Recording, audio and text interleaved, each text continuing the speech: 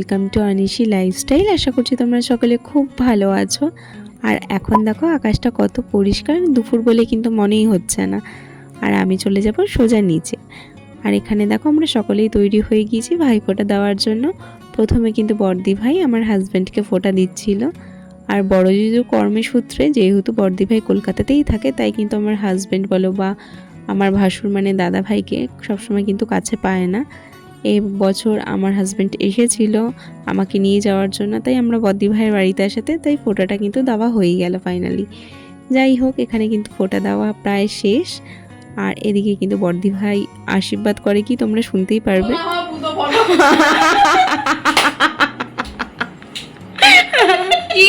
আমাদের সম্পর্কগুলো কিন্তু ঠিক এমনই মিষ্টি। যাই হোক, তোমরা আমাদের হাসি শুনে কেউ ভয় পেও না। আর এদিকে কিন্তু বড় জিজু বসে পড়েছে ফোঁটা নেওয়ার জন্য, আমি কিন্তু ফোঁটা দিচ্ছি। আর এই মানুষটার কথা কি বলবো, সম্পর্কে জামাইবাবু হলেও কিন্তু আমার দাদার মতন কেন বলছি, আমার নিজের দাদার থেকে কম কিছু নয়, খুব ভালোবাসে। যাই হোক, সেই কথা না হয় আরেকদিন গল্প করব। আর এখন কিন্তু লাঞ্চ টাইম চলছে। আর এখানে কিন্তু বড়দি ভাই, বড় জিজু আর আমার হাজব্যান্ডকে খেতে দিয়ে দিয়েছিল। এরপর কিন্তু আমরা সকলেই বসেছিলাম। তারপর খাওয়া দাওয়া শেষ করে কিন্তু অনেক অনেক গল্প করেছি। তারপরে কিন্তু আমরা বেরিয়েছিলাম। আর ওই বাড়ি থেকে মানে আমার বাপের বাড়ি থেকেও কিন্তু দাদা ভাই বাবা ওরা সকলেই ফোন করছে কখন আসবি কখন আসবি। আর এখন কিন্তু আমরা রয়েছি মহানায়ক উত্তম কুমার মেট্রো স্টেশনে। বাড়ি গিয়ে কিন্তু একদম ভিডিও ক্যাপচার হয়নি কোনো কিছু, ডাইরেক্ট কিন্তু ভাইফোঁটার ভিডিও। দেখো এখানে কিন্তু আমাদের একমাত্র পিসি জেঠুকে কিন্তু ভাইফোঁটা দিচ্ছে। আর এদিকে বাবা ওয়েট করছে, কারণ জেঠু দেওয়া হবে তারপরে বাবার। আর এদিকে বাবা আমার সাথে মজা করেই যাচ্ছে, তোমরা শোনো।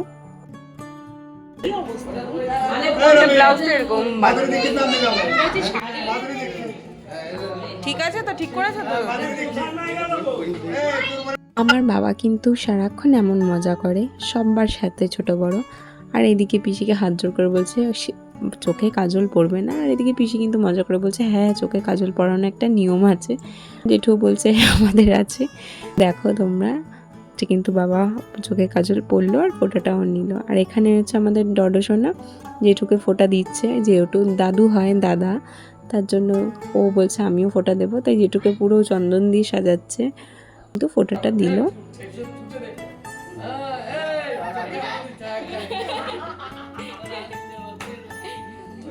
ও কিন্তু ভাইফোঁটা কোনো রিচুয়ালস মানেই বোঝে না এখনও, ওর কাছে এইসব মানেই আনন্দ।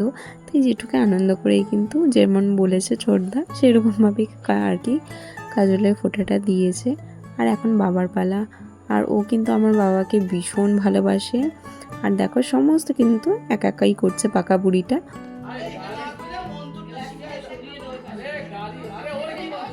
এবার ফাইনালি আমার পালা এলো আর আমি ছোটদাকে এখন ফোঁটা দিচ্ছি। ছোটদা কিন্তু অনেকটা সময় বার করে নিজের কাজের শিডিউলের বাইরে সময় নিয়ে এসেছে।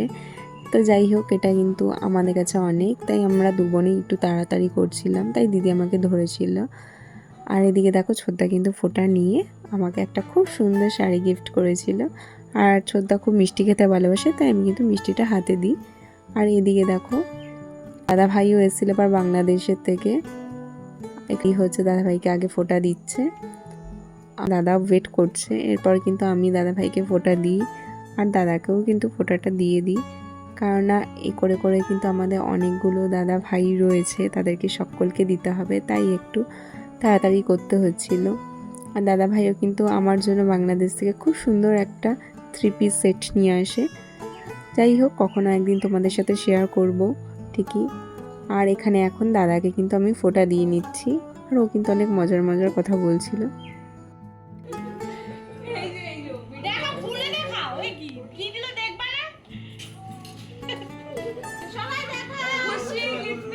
তারা কিন্তু আমাকে আর দিদিকে দুজনকে কিন্তু গোল্ডের পলা রিং গিফট করে। খুব কিন্তু পছন্দ হয়েছিল ওর গিফটটা।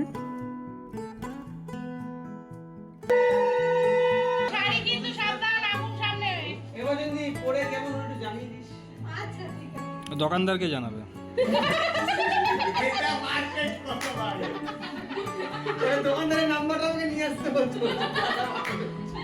আমরা ভাই বোনেরা হলে কিন্তু এইরকমই সারাক্ষণ মজা খুনসুটি চলতেই থাকে। এদিকে রবীন্দাকে আমি ফোঁটাটা দিয়ে নিলাম। আর এখন ভাইয়ের পালা।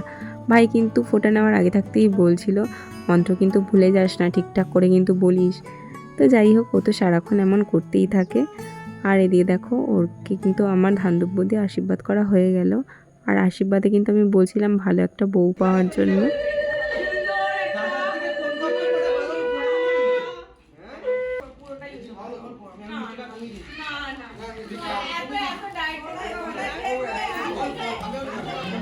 ভাই কিন্তু ছোটোর থেকেই মিষ্টি খেতে ভীষণ ভালোবাসে, তাই আমি মজা করে ওকে বলছিলাম পুরো রসগোল্লাটা খেতেই হবে। আর ভাই আমাকে এই কুর্তিটা গিফট করে। আর এরপরে দেখো প্রীতমকে কিন্তু আমাদের ডডো হচ্ছে ভাইফোঁটা দিচ্ছে।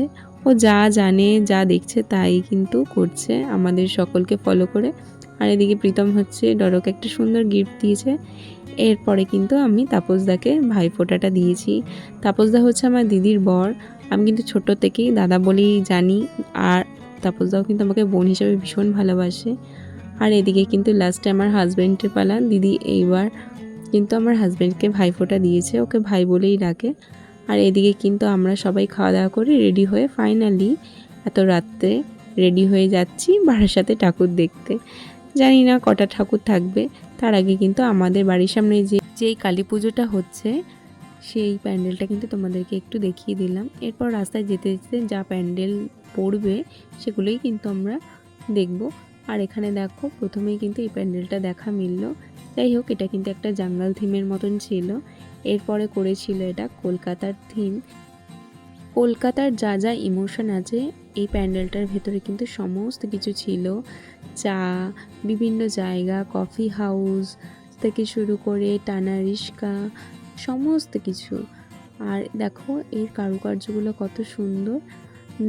আর আমরা কিন্তু ভেতরে যাই, সকলের জন্য ওয়েট করছিলাম। আর সবথেকে বড় কথা, বাবা এত খাটনি করে আসার পরেও রাত্রে আমাদের সাথে বেরিয়েছিল। এদিকে কিন্তু আমি আমার হাজব্যান্ডের সাথে রিলস বানাচ্ছিলাম। তোমরা যদি আমাদের আরও রিলস দেখতে চাও তাহলে কিন্তু আমার ইনস্টাগ্রাম আইডিতে ফলো করতে হবে, আমি কিন্তু লিঙ্ক দিয়ে দেবো। আর এদিকে দেখো আমি কিন্তু আরও একটা প্যান্ডেলে চলে আসি। আর এদিকে দেখো এটা কিন্তু পুরোটাই প্যান্ডেল হয়েছিল একটা বড় বটগাছ নিয়ে।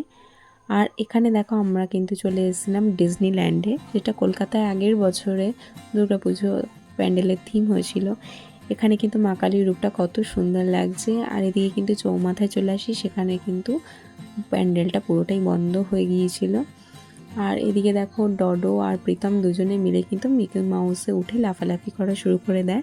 আর যেহেতু সেদিন ভাইফোঁটা ছিল তাই সমস্ত জায়গায় কিন্তু পুজো মোটামুটি শেষই হয়ে গিয়েছিল। আর এই মেলাটা কিন্তু ওপেন ছিল, তাই আমরা যে যার মতন বিভিন্ন খেলা খেলছিলাম। আর এদিকে দাদা ভাই দুজনেই কিন্তু বেলুন শ্যুট করছিল। আর যাই হোক, এরপরে বাড়ি আসার পথে আমরা কিন্তু এই প্যান্ডেলটাও দেখিনি, সমুদ্র নিয়ে হয়েছে। এটা বেনারসের সম্ভবত যে আরতিটা হয় সেই কিন্তু থিম নিয়েই হয়েছিল প্যান্ডেলটা, যে মা গঙ্গাকে এরকম পুজো করছে। এরপরে আমরা চলে আসি কিন্তু আরও একটা প্যান্ডেলে। দেখো এখানে কিন্তু মা কালীর রূপটা পুরোই আলাদা।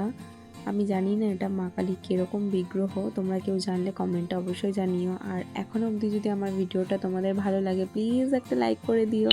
আর কমেন্টে জানিও তোমাদের ভিডিওটা কেমন লেগেছে আর তোমরা কী ধরনের ভিডিও আমার থেকে আরও দেখতে চাইছো। আর এখন দেখো রাত বাজে কিন্তু 3টে, এখন আমরা বাড়ি ফিরছি।